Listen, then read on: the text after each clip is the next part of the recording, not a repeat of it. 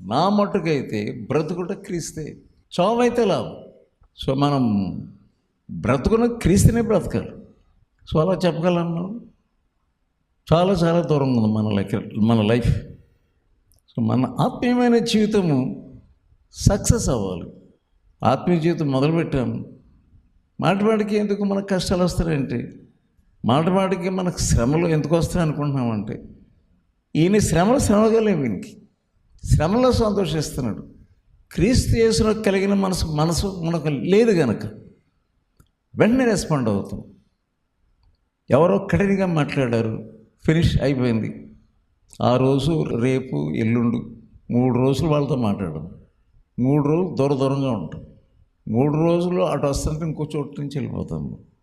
ఎందుకంటే అది క్రీస్తు యేసులో కలిగిన ఆ మనసు మనకు లేనే లేదు కదా. అది లేకుండా మన విశ్వాస జీవితం ఏమాత్రం కూడా